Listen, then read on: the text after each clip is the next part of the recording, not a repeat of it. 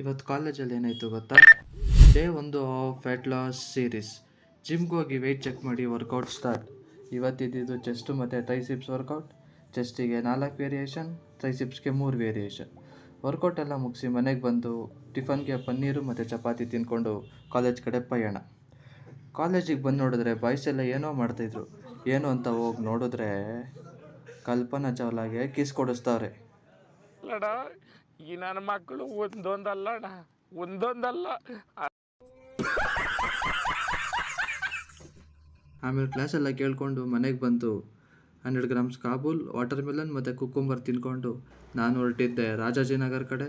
ರಾಜಾಜಿನಗರಲ್ಲಿ ಸ್ವಲ್ಪ ಕೆಲಸ ಇತ್ತು ಅಂತ ಮುಗಿಸ್ಕೊಂಡು ವಾಪಸ್ ಬರ್ತಾ ಶಂಕರ್ ಮಠ ಸಿಗ್ನಲಲ್ಲಿ ಫುಲ್ಲು ಟ್ರಾಫಿಕ್ ಜಾಮ್ ಆಗಿತ್ತು. ಇಲ್ಲಿ ಪೊಲೀಸ್ ನೋಡಿದ್ರೆ ನಮಗೂ ಇದಕ್ಕೂ ಸಂಬಂಧನೇ ಇಲ್ಲ ಅನ್ನೋ ಥರ ನಿಂತಿದ್ರು. ಏನು ಮಾಡೋಕ್ಕಾಗುತ್ತೆ ಅಂದ್ಕೊಂಡು ನಾನು ಮನೆಗೆ ಬಂದು ಇವತ್ತಿನ ಮೀಲ್ ಪ್ರಿಪೇರ್ ಮಾಡಿ ತಿಂದು ಬೆಡ್ ಕಡೆಗೆ ಹೊರಟೆ. ಇವತ್ತಿನ ಬ್ಲಾಗಲ್ಲಿ ಇಷ್ಟೇ. ಸಿಗುವ ನಾಳೆ. ಬಾಯ್ ಬಾಯ್.